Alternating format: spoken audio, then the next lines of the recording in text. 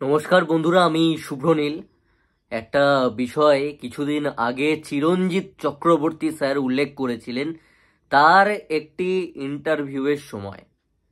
Interview বাদেও যদি কিছুদিন আগে দেবদা এবং যিশুদাকে মাঝে নিয়ে খাদানের প্রচারে যে কথাটা বলেছিলেন সেটাই যদি এক্স্যাক্টলি আমি ধরি, যে বাঘের গায়ের যে ডোরাটা সেটা ছাড়া বাঘকে বাঘ মনে হয় না, দেবদার ক্ষেত্রে ওই ডোরাটা হলো পাগলু, খোকাবাবু এটসেট্রা এইগুলো।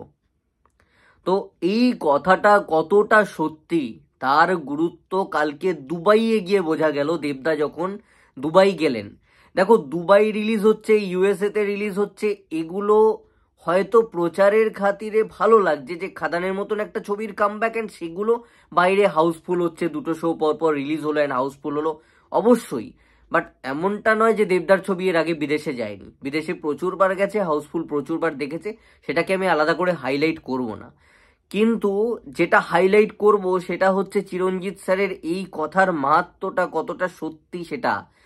আমার মনে হয় এই জিনিসটা সবসময় দেবদা, দীপক অধিকারী দাদার মাথায় রেখে চলা উচিত, যে সত্যি এই কথাটা খুব তাৎপর্যপূর্ণ। অ্যাটলিস্ট বছরে একটা করে মাস কমার্শিয়াল ছবি দেওয়া, মানে সেই পাগলু খোকাবাবুর যে দর্শকটা, যারা সিনেমা হলে খাদান দেখতে ফিরেছে, যারা একটা সময় দেবদাকে দেবদা বানিয়েছিল, সেই দর্শকটা যেভাবে গান হলে গান গাইতো, আজকে খাদানে গান গাইছে হলে, আজকে সিটি হাততালি দিচ্ছে, আজকে লজ্জাহীন তারা নির্লজ্জের মতন চেঁচাচ্ছে, সিটি হাততালি দিচ্ছে, কোনো লজ্জা নেই একটা বাংলা ছবি দেখতে এসে, যেটা অনেক বছর আগে ছিল। এখন তো বাঙালিরা লজ্জা পেতে শুরু করেছে বাংলা ছবি দেখে, বাট তখন এটা হতো না।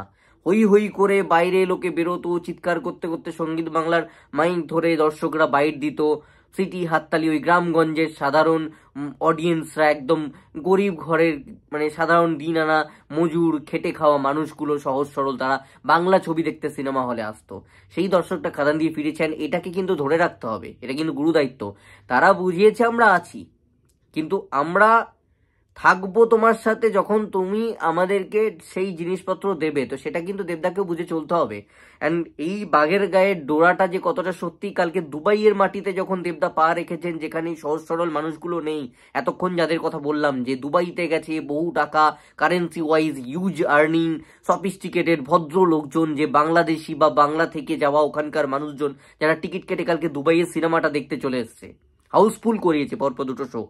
তো সেই দুবাইয়ের ওই সফিস্টিকেটেড বাঙালিরাও কিন্তু চিৎকার করছে দেবদা যখন পাঞ্জাবি পরে হেঁটে ঢুকে আসছেন সিনেমা হলে, এবং সেখানে চেঁচাচ্ছে। তোমরা ভালো করে একটা ভিডিও ভাইরাল হচ্ছে, যেটা তোমরা লক্ষ্য করবে, যেখানে দেবদাকে দেখে ফার্স্টেই চিৎকার করে বলছে খোকা বাবু যায় লাল জুতো পায়।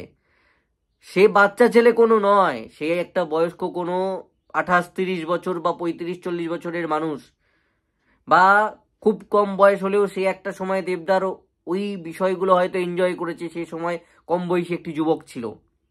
সে আজকে দেব যখন দুবাইয়ে ঢুকেছে, এক্সাইটমেন্টে খোকাবাবু যায় লাল জুতো পায় বলে চেঁচাচ্ছে। তো এটা থেকেই বোঝা যায় যে কতটা মাস অ্যাকসেপ্টেন্স দেবদার রয়েছে, এবং ওই অডিয়েন্সটা কিভাবে দেবদারকে গ্রহণ করে এসেছে বা করে, এখনো তারা রেডি।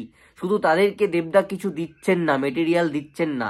দেবদার এই খাদানের পর কিন্তু দায়িত্ব অনেক বেড়ে গেছে। অ্যাটলিস্ট দেবদার বোঝা উচিত, আমি যদি একটা বাঘা যতীনের মতন কমার্শিয়াল ছবি করি, মানে একটা যদি রঘু ডাকাতের মতন কমার্শিয়াল ছবি করছি, যেটার ইম্পর্টেন্স ইমেন্স সমাজে, সেটা যদি আনছি, বা আজকে যদি একটা আমি অভিজিৎ সেন, বেঙ্গল টকিজ অতনু রায়চৌধুরীর ঘরানার ছবি করছি, যেটাও ইম্পর্টেন্ট, সেটাই যদি করছি, তো একদম খাদান প্যাটার্নের কমার্শিয়াল ছবিও কিন্তু বছরে একটা করে আমায় রাখতে হবে। ওই দর্শকটাকে কিন্তু ইগনোর করলে চলবে না, কারণ ওরা বানিয়েছিল অ্যান্ড ওরা আজও আছে, আজও দেবদার সাথে রয়েছে, কিন্তু এর পরবর্তীতে কিন্তু থাকবে না। তাই এটাই সময়, এই সময়টাকে ইউজ করতে হবে। অ্যান্ড খাদানের যে সাকসেস, সেই মানে খাদানের সাকসেসটা বলে দিচ্ছে যে দর্শক রেডি আছে, তুমি শুধু জিনিস দাও, দর্শক কেনার জন্য রেডি, কিনতে চলে আসবে, দোকানটা শুধু লাগিয়ে দাও, স্টল রেডি করো, দর্শক কাস্টমার রেডি আছে, তারা এসে কিনে নিয়ে বাড়ি চলে যাবে। এই হচ্ছে মোদ্দা কথা, এই হচ্ছে গল্প। সো বাঘের গায়ের ডোরা কিন্তু এই পাগলু, রোমিও, খোকাবাবু, এই নামগুলো, এই ট্যাগগুলো, এগুলোকে চাইলেও মুছে ফেলা যাবে না। অ্যান্ড এগুলোতে লজ্জা দেবদার না পাওয়া উচিত। আমি দেখছিলাম যে ইয়াসদা মহারাজের বা শিল্পেন্দুদার একটা ইন্টারভিউ বলছিল যে নাকি ওকে দেবদাকে ইয়াস দ্বারা মজা করে বলে পাগলু ডান্স কর, পাগলু ডান্স, বা খোকা বাবু ডান্স কর, তখন নাকি দেবদা লজ্জা করে, হ্যাঁ কি বলছিস তোরা, এরকম নাকি একটা ব্যাপার আছে। বাট এটা দেবদা কেন, এই জিনিসটা থাকা তো উচিত নয়। মানে এই জায়গা থেকে কিন্তু আমি একটা বিরোধিতা করছি, যদি দেবদা এরকম মানসিকতা নিয়ে চলছেন, কারণ ওই দর্শকটা বানিয়েছে আর ওই ছবির জন্য কিন্তু দেবদা দেবদা হয়েছেন। এটা তো প্রথম আমি বলছি না, ওই ইন্টারভিউটা প্রচুর মানুষ দেখেছে, 40-45 হাজার লোক দেখে ফেলেছে অলরেডি। যে চ্যানেল থেকে এসছে ইয়াজদাদের ওই সেন্টিমেন্টালের সময়কার ইন্টারভিউটা, বড় কোনো চ্যানেল থেকে, এই মহারাজ দা, শিল্পেন্দু দা বা পৌশালী দি, এনাদের মতন চ্যানেল থেকে এসেছে, তো সেখানে কি তোমরা চেক আউট করে নিতেই পারো। এই কথাটা ইয়াজদা কিন্তু বলেছেন নিজে মুখে। এবার এই জায়গাটায় স্টিক করা অ্যাকচুয়ালি দেবদার উচিত, এই খাদানের মতন ছবি বা এই টাইপের, কারণ এইটাই দেবদাকে দেবদা বানিয়েছে। অ্যান্ড এর দর্শক থাকলে তারা সিনেমা হলে আসলে কালেকশন আসবে, কালেকশন আসলে অন্যরাও বানাবার সাহস করবে, কালেকশন আসলেই এক্সপেরিমেন্ট হবে।